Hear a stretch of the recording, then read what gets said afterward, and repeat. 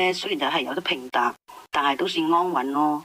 咁我哋之間咧就有個女嘅，咁我女咧就好乖好懂事嘅，佢今年咧就準備高考啦嘛。哦，聽得明。係，因為咧我5年前咧就得咗宮外孕，自然檢查出嚟咧宮頸就病變咗，就割咗嗰個咩咯。割咗子宮係咪啊？你割咗子宮？係啊，所以依家我全部嘅重心都放喺我個女嗰度咯。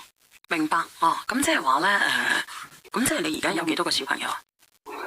依家就係得我女一個。哦，明白。係咁嘅，估唔到咧，命運咧同我開個好殘酷嘅玩笑。我原本以為我老公咧佢都會一直咁支持我咯，陪伴我咯。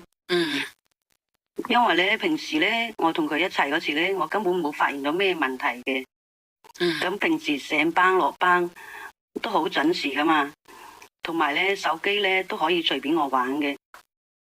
但係你知唔知啊，小燕姐姐？直到有一日咧，有個女仔咧，佢都唔知喺邊度搵到我個電話，就不停咁發個短信騷擾我。而且咧，我就好好奇咁，佢點解會搵到我個電話嘅？我就加咗佢個微信咯。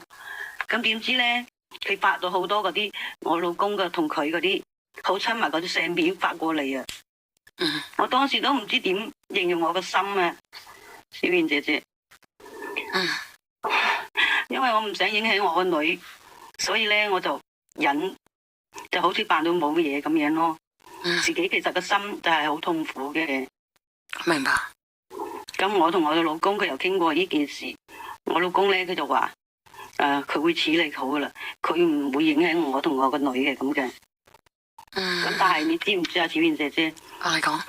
嗰個女嘅咧，佢同我老公去308嗰時咧，佢就發咗啲相喺我手機嗰度。係嗰個女發俾你係咪啊？係嗰個女仔，嗰個小花。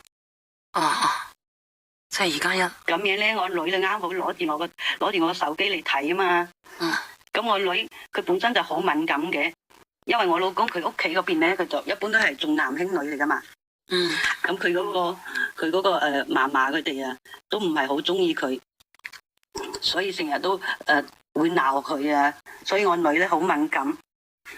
佢但係見到佢啲相之後咧，佢就好似發咗癲咁樣，就係衝咗入個房嗰度咧，關住自己喎。我嗌佢，佢就喺入邊咧掟嘢啦，又大嗌啦咁。係，佢當時情緒就失晒控。咁後來咧，之前一直都有情緒問題嘅，係咪啊？我聽你咁樣講嘅話。係，因為咧佢本身咧就自細咧就比較自卑啊嘛。因為佢屋企嗰啲人，即係我家婆嗰邊嗰啲人咧，就重男輕女咯。咁樣咧，佢老豆成日都會話佢，如果你係個男嘅，咁就好啦，咁樣啊嘛。多謝呢個 Maggie 啊，多謝晒。咁係咧，多謝 Maggie， 多謝。咁然之後啊，然之後咧，咁俾我女見到佢哋即係喺嗰個308入邊嗰啲相咧，咁咧我女咧就即係拖住我衝咗出去佢酒店門口嗰邊，咁樣咧就見到佢嗰個女仔就同佢嘅老豆出咗嚟。佢見到個女仔咧，佢就走上去扯住佢個頭髮，就問住佢：你同我老豆係咩關係啊？點解你同我爸爸喺呢度嘅咁？即係會即係好緊張，可能然之後咧，咁嗰個女嘅咧就即係同我老公咧就上咗台車度，上咗台車度，咁我女咧就追住過去啊嘛。佢追住過去咧，佢就嗰件衫咧就扯住喺嗰個車尾嗰度，咁樣我老公咧佢就開車走咗，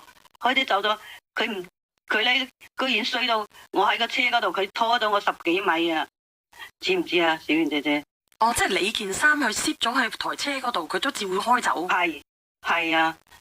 你話咪周身傷咯？如果係咁樣嘅話，好犀利嘅喎！如果開車拖到我成身都係傷。我當時我都好想報警啊，因為我又驚我女睇到咁嘅樣，我又唔想佢即係個心入邊留下低嗰啲乜嘢陰影。點解你唔報嘅？其實